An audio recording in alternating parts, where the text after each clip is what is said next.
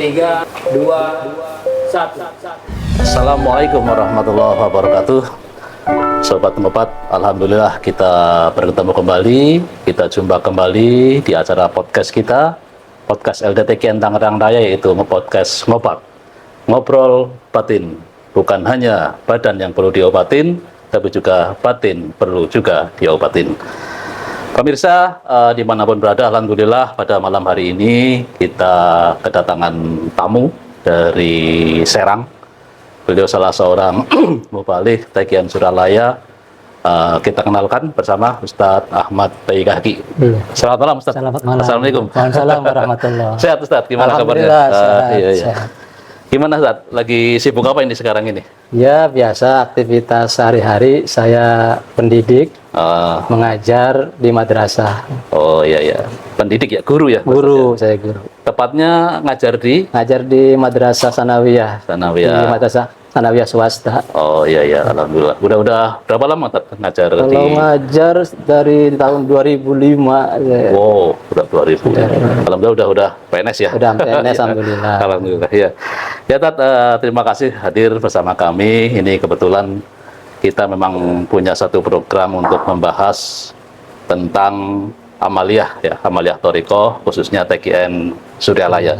Kalau Ustadz sendiri, mohon maaf nih kalau mau bisa saya tanyakan, udah berapa lama di Suryalaya dan bagaimana kenal awalnya itu gimana Ustadz?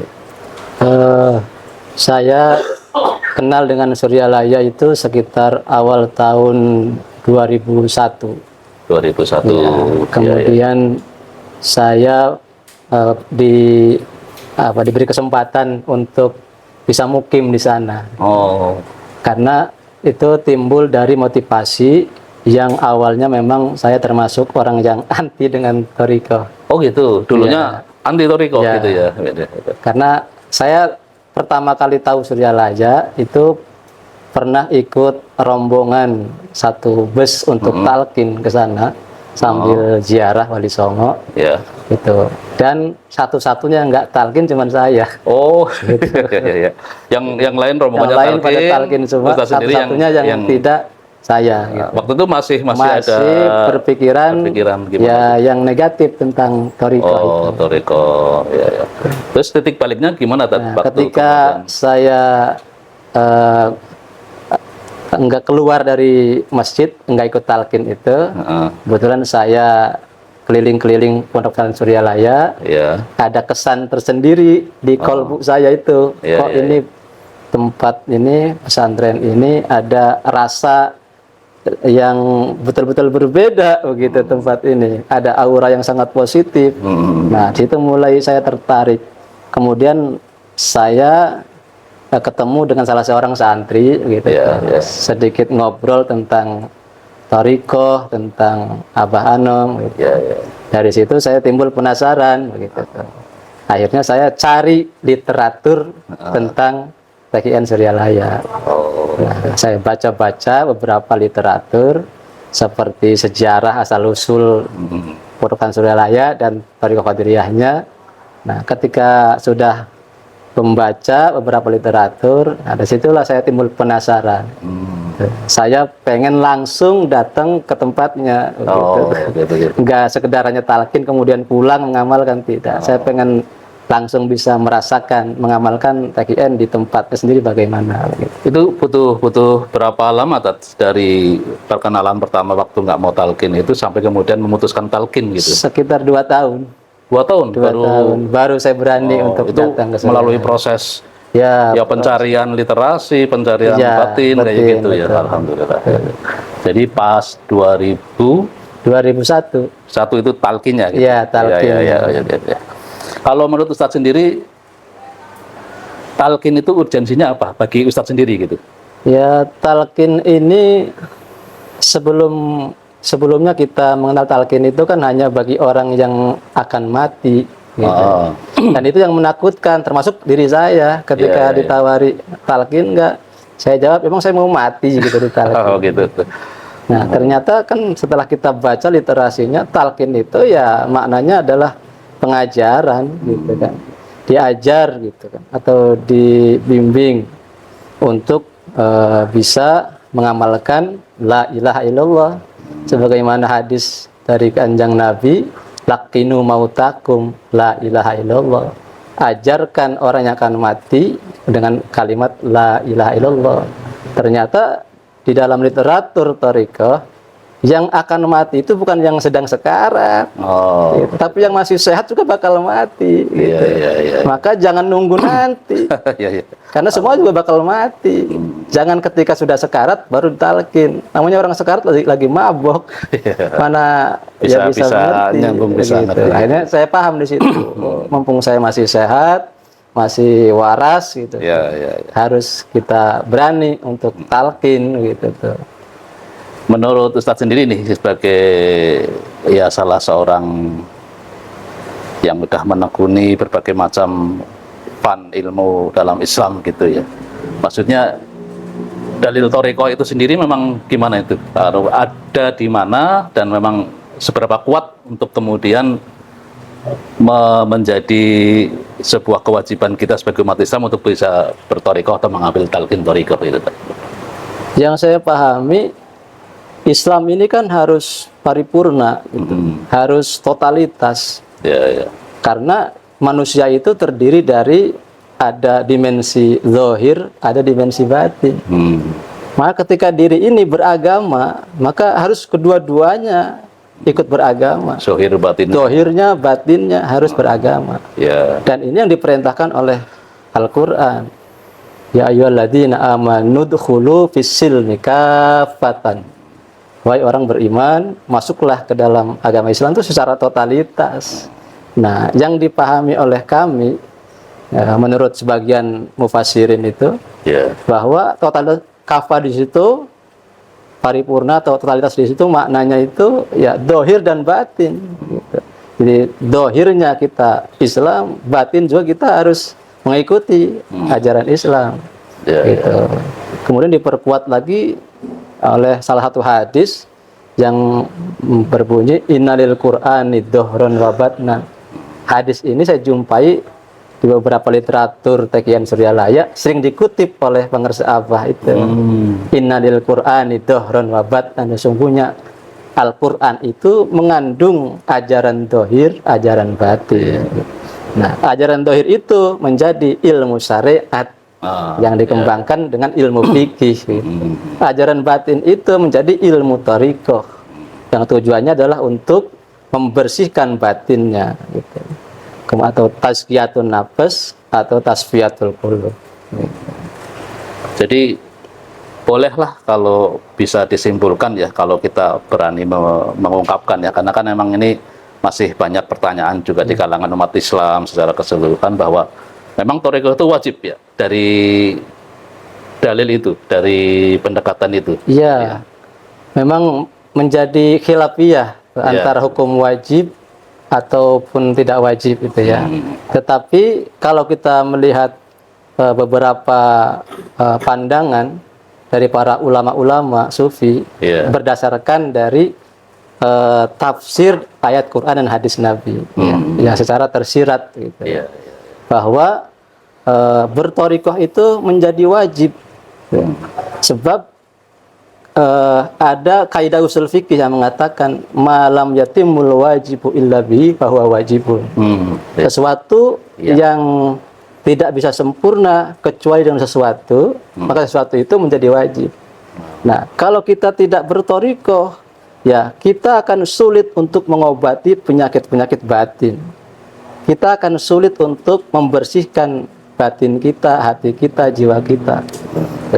Karena sholat pun ya tidak akan bisa khusyuk selama batin ini tidak bersih, tidak suci.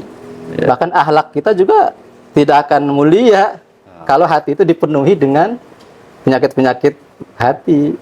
Maka ya membersihkan penyakit-penyakit hati itu yaitu dengan salah satu metode. Gitu. Metode itu disebut dengan thariqah. Gitu.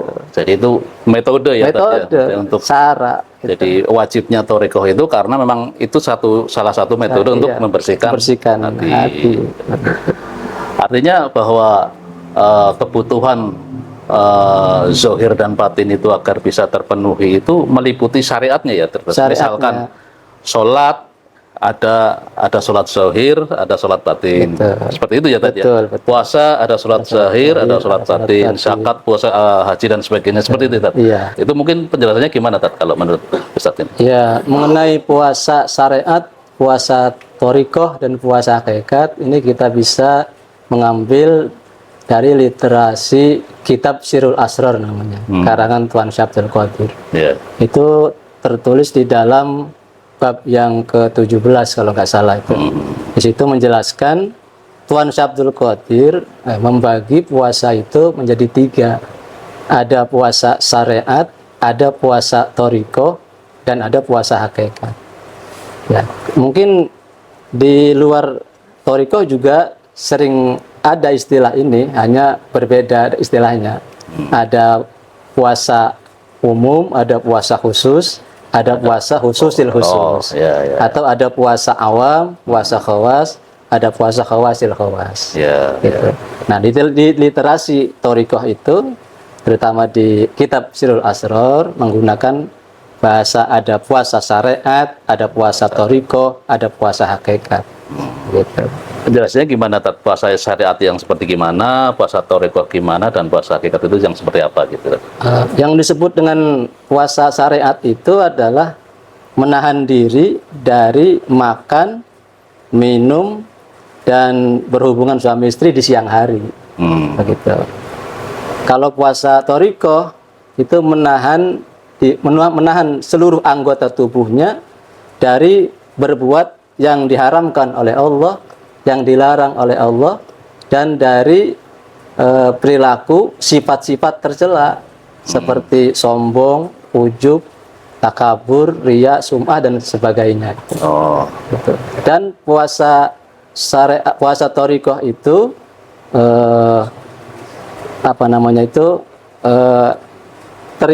waktunya itu siang dan malam, tidak hanya siang saja. Kemudian dohir dan batin perjuangannya itu berlaku seumur hidup seumur ya, hidup sampai akhir. Jadi yang membedakan antara puasa syariat dan puasa thorikoh itu, kalau puasa syariat itu terbatas waktunya, limit gitu waktunya 1 bulan dan hanya di siang hari puasanya. Kalau puasa thorikoh menurut Abdul Qadir itu yaitu mu'abbadun gitu, selama-lamanya fi jami umrihi, di semua umurnya. Ya, jadi tidak terikat oleh waktu. Walaupun sudah buka waktu maghrib, kalau puasa thorikoh ya harus lanjut aja, menahan diri dari berbuat dosa, dari berbuat menyakiti saudara, menyakiti tetangga, begitu. Dan kalaupun sudah lewat Ramadan, Syawal, puasa thorikoh lanjut aja, menahan semua anggota tubuhnya dari berbuat dosa, berbuat yang menyakiti orang lain. Gitu. Itu jadi ya saya juga pernah membaca juga ada salah seorang ulama sufi ketika beliau hatinya lalai aja dia udah taubat. Ya selangsung taubat sekian ratus rakaat kayak gitu, karena ya itu tadi mungkin penjelasan Ustadz bahwa puasa bagi beliau itu memang puasa seumur hidup, termasuk adab, termasuk akhlak dan sebagainya gitu. Nah, hal itu juga berlaku Ustadz kalau misalkan ini kan setelah Ramadan kita masuk ke Idul Fitri gitu. Itu mungkin Ustadz bisa menjelaskan konsep Idul Fitri secara syariat atau tarekat itu gimana Ustadz? Gitu. Iya. Ketika kita membahas puasa dari sisi syariat gitu ya, maka setelah kita puasa 1 bulan nanti akan bertemu dengan Idul Fitri. Nah, secara syariat Idul Fitri itu adalah maknanya kembali makan. Setelah 1 bulan kita siang nggak makan, maka Idul Fitrinya ya kembali makan lagi. Tapi secara thorikoh ya, setelah kita puasa ya 1 bulan bahkan berlanjut seluruh umurnya, nanti dengan harapan jiwanya kembali kepada kefitrian. Jadi Idul Fitri itu secara thorikoh kembali kepada fitrahnya yang suci. Ya karena asalnya jiwa kita, ruh kita ini dari alam lahut yang betul-betul fitrah, suci dari segala dosa, suci dari segala kesyirikan, gitu. Kemudian ketika ruh ini masuk ke dalam jasad, terkontaminasi oleh hawa nafsu, begitu. Maka dengan puasa yang digabungkan antara puasa syariat dan puasa thariqat, harapannya ruh ini kembali kepada asalnya yang fitrah, yang suci. Jadi memang semua manusia itu punya kesempatan yang sama untuk menjadi suci kembali, yaitu dengan syarat selain mengamalkan syariat, kita juga mengamalkan tarekatnya, puasa tarekatnya. Karena memang ada sebuah hadis Nabi yang mengatakan banyak orang berpuasa tapi tidak dapat apa-apa dari puasanya kecuali hanya lapar dan dahaga saja. Nah itu ketika puasa yang dilakukan hanya menahan lapar, menahan haus, menahan hubungan suami istri di siang hari saja, gitu, tanpa dia menjaga perbuatan-perbuatan lain yang mungkin itu bisa perbuatan dosa, perbuatan yang dilarang oleh agama, perbuatan yang menyakiti orang lain, begitu. Sehingga puasanya menjadi sia-sia, tidak bernilai dan tidak berefek untuk meningkatkan ketakwaannya. Alhamdulillah. Ini kan ya kita bisa simpulkan nih, begitu urgennya ya, begitu pentingnya thariqah itu untuk menyeimbangkan sisi batiniah kita agar ibadah kita itu ya bisalah diterima oleh Allah SWT. Sebagai pendidik ya satu, karena Ustaz kan selaku pendidik nih, guru gitu kan, urgenkah untuk mengenalkan anak didik secara dini kepada konsep-konsep seperti ini, konsep-konsep tasawuf, konsep-konsep thariqah, walaupun mereka belum talqin ya, tapi dari awal cukup urgenkah untuk dikenalkan kepada anak didik gitu? Menurut pandangan saya sangat urgen. Anak-anak muda generasi Gen Z ini dikenalkan dengan ajaran thariqah, ajaran tasawuf, ya, karena mereka menghadapi satu tantangan zaman yang luar biasa berat ujian keimanannya, gitu. Karena salah satu metode yang dipakai dalam thariqah itu adalah zikir.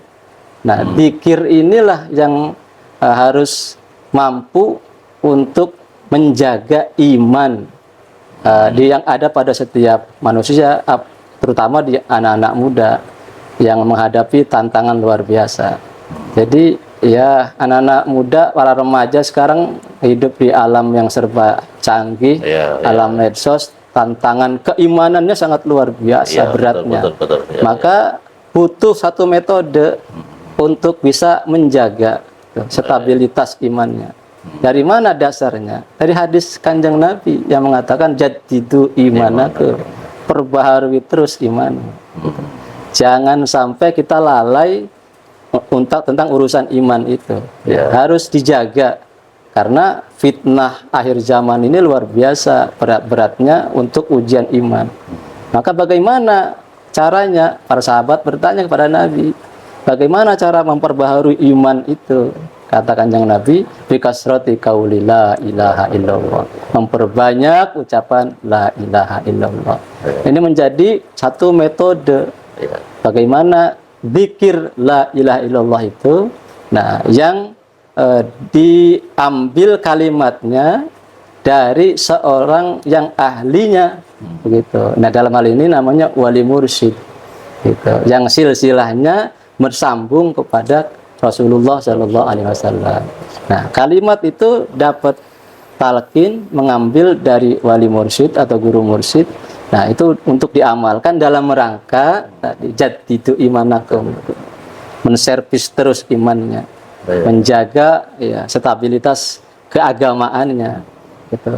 Bayangkan saja dulu Kanjeng Nabi itu 13 tahun di Mekah itu hanya membengkel la ilaha illallah ini supaya kokoh ada dalam dada. Misi utamanya itu. Misi utamanya itu. Belum ada perintah salat, belum ada perintah lain-lain.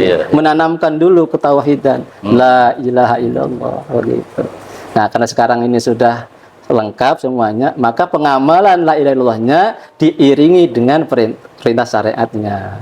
Maka mengamalkan la ilaha illallah setelah selesai salat lima waktu diiringi dengan amalan zikir. Tetap tidak menabrak syariat, seiring dengan perintah syariatnya. Menurut pengalaman Ustadz nih, itu Ustadz pernah nyantri ya, berarti kan? Pernah nyantri, itu kan pernah belajar secara intens lah tentang agama Islam dan keilmuan Islam. Kenapa sih menurut Ustadz itu sendiri thariqah itu bisa dikatakan belum atau adakah fase yang hilang sejak zaman sufi dulu sampai sekarang yang akhirnya membuat thariqah itu kayak kembali asing gitu. Artinya kembali asing itu karena masih banyak umat Islam yang kemudian masih menimbang-nimbang ataupun berpikir ulang tentang apakah thariqah itu benar atau salah, bid'ah atau enggak kayak gitu. Menurut pengalaman Ustadz sendiri, adakah fase ataupun kronologi sejarah yang berusaha dihilangkan dengan thariqah gitu, biar umat Islam tidak berthariqah kayak gitu? Ya, memang saya merasakan sendiri itu. Saya sebelum berthariqah juga banyak membaca literatur yang anti tasawuf, anti thariqah, sehingga saya juga terbawa juga dengan pandangan seperti itu. Gitu tuh. Karena dianggapnya ya tarekat itu membuat Islam ini menjadi mundur gitu. Maka ada kebangkitan Islam setelah umat Islam itu banyak terjajah di mana-mana gitu. Akhirnya yang mohon maaf tanda kutip yang dikambing hitamkan itu adalah amaliyah thariqah. Gitu ya jadinya. Nah, akhirnya banyak pandangan-pandangan atau tulisan-tulisan yang menyalahkan thariqah gitu. Tetapi ya saya setelah memberanikan diri gitu tuh untuk mengamalkan thariqah, justru saya menemukan ketenangan batin yang belum pernah saya temui sebelumnya. Nah, jadi ketika kita berthariqah, nah itu di thariqah itu kita menemukan orang tua rohani, namanya guru mursyid, guru rohani. Nah, ketika kita punya guru rohani, gitu, kita seperti punya sandaran rohani kita itu. Gitu. Kita punya orang tua, gitu ya. Nah, yang kita percaya beliau itu adalah ya seorang waliullah, seorang ya kekasih Allah yang sudah arif billah.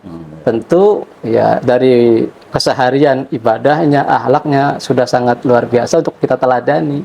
Itu maka ketika kita ketemu dengan guru mursyid, nah kita yang semula bimbang antara paham ini paham itu, organisasi ini organisasi itu, itu kadang ada khilafiyah. Nah, ketika saya sendiri merasakan ketika sudah punya guru mursyid, nah kita ada ketenangan pegangan di situ. Gitu. Bagaimana guru mursyid kita untuk mengamalkannya? Kita ikut kepada guru mursyid, kita mutabaah kepada guru mursyid. Jadi, pokoknya di situ menenangkan batin kita. Iya, gitu. betul ya. Jadi ikut totalitas dah, ikut aja kayak gitu ya. Karena kita percaya beliau orang yang sudah arif billah. Dengan keyakinan seperti itu, ini maaf mungkin agak pribadi ya, agak privasi gitu. Ada pengalaman spesial nggak selama bergabung ataupun ikut jamaah thariqah Qadiriyah Naksabandiyah ini yang bersifat spiritual? Ini kan kadang ini sangat subjektif ya gitu. Coba mungkin Ustadz bisa menceritakan buat semangat lah bagi para pemirsa dimanapun berada gitu. Barangkali ada gitu yang mungkin bisa diceritakan ke pemirsa gitu. Ya, saya kira ya kalau dihitung ya banyak pengalaman rohaniyah itu ya. Kalau mungkin dibahasakan itu bisa ya melihat karomah guru gitu kan. Contohnya contoh misal gini. Contohnya itu ya saya ketika masih remaja dulu gitu ya. Ya termasuk orang yang mengalami tekanan jiwa lah begitu ya, kayak biasa penyakit remaja gitu ya. Ya kebimbangan, kebingungan karena ya masalah kehidupan lah begitu tuh. Ada masalah percintaan segala begitu kan. Biasalah ini gitu. Remaja. Nah, tetapi ketika apa yang sudah diberikan oleh guru mursyid ya, kita amalkan secara istiqomah gitu tuh. Nah, itu saya merasakan gitu tuh. Ada keajaiban-keajaiban yang kita rasakan, yang semula kita katakanlah nganggur gitu tuh, tiba-tiba itu dipaksa untuk dapat pekerjaan. Termasuk gitu. Ini ya Pak, termasuk status PNS ini PNS itu juga itu karena kita rajin wirid begitu tuh, dengan mudahnya kita diberikan begitu tuh. kemudian penyakit yang nggak sembuh-sembuh, berobat kemana-mana. Penyakit zohir itu, gitu penyakit tuh. Dengan badan itu. mudahnya berobat di depan ya yang dekat lah, nggak usah kemana-mana, tiba-tiba sembuh. Padahal udah bertahun-tahun penyakit nggak sembuh-sembuh. Termasuk juga masalah perjodohan saya gitu. Ketika itu ya mau menikah, ya nggak direstui lah begitu tuh. Ternyata dimudahkan gitu ya, alhamdulillah. Jadi ya manfaat secara duniawi, alhamdulillah kita juga banyak merasakan.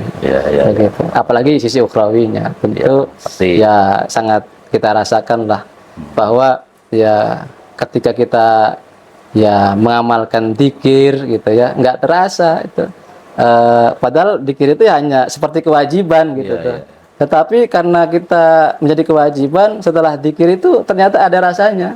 Contoh lah, kita kadang-kadang suami istri lagi ya biasa lah gitu ya, ada sedikit masalah.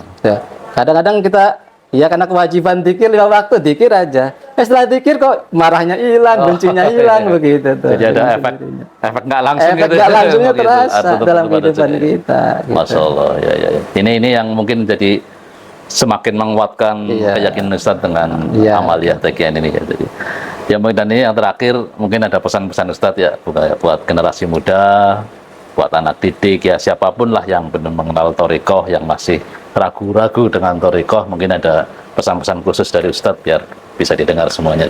Iya, bagi teman-teman atau para Gen Z, terutama generasi ya akhir zaman gitu ya, ini sangat diperlukan gitu ya, satu metode untuk menjaga iman kita gitu. Karena iman ini menjadi sesuatu yang sangat penting gitu, untuk kita bawa setelah kita hidup di dunia ini. Kalau kita pulang ke alam barzah sana tidak bawa iman, maka kita menjadi orang yang sangat merugi. Tuh. Maka ya sekarang ini fenomena anak-anak muda ini banyak perilaku-perilaku yang menyimpang, ya perilaku-perilaku yang melanggar aturan agama, aturan negara. Ya, itu semua berangkat dari lemahnya iman sebetulnya. Tuh, ini khususan iman ini harus diperkuat, diperkokoh, terutama di kalangan anak-anak muda gitu. Maka ya saya anjurkan untuk mengambil metode atau mengambil thariqah sebagai alat gitu ya. Alat untuk menjaga iman kita itu supaya tetap stabil, menjaga batin kita supaya tetap tenang dalam menjalani kehidupan ini, begitu. Sehingga ketika kita sudah berthariqah gitu ya, ya dohir kita tetap aktif bersyariat, gitu, berikhtiar, berupaya. Tetapi batin kita setelah berthariqah, kita menemukan ridho dengan apapun yang akan ditakdirkan oleh Allah buat kita, sehingga ada kedamaian di dalam batin kita itu. Karena ya sudah, kita sudah bisa ridho menerima apapun yang sudah Allah takdirkan buat kita, tanpa mengurangi dohirnya, memaksimalkan upaya dan ikhtiar. Sehingga butuh keseimbangan antara dohir dan batin.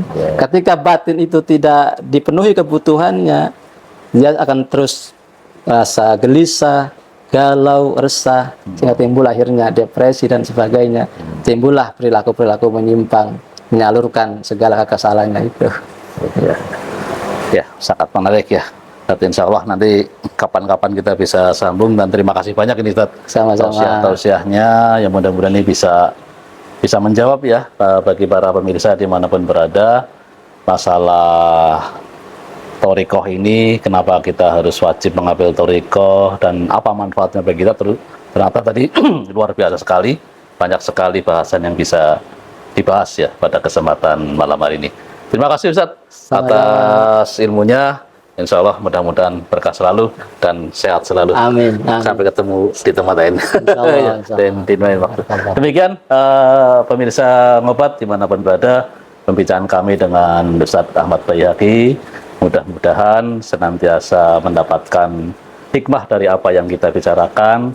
Sekali lagi, kita punya visi, kita punya misi satu, bahwa bukan hanya badan yang perlu diobati, namun juga batin juga perlu diobati. Demikian kurang lebihnya mohon dimaafkan. Allahul muwafiq ila aqwamit thoriq. Assalamualaikum warahmatullahi wabarakatuh. Ya, Ustaz, silakan, Ustaz. Ya, terima kasih. Minum kopinya.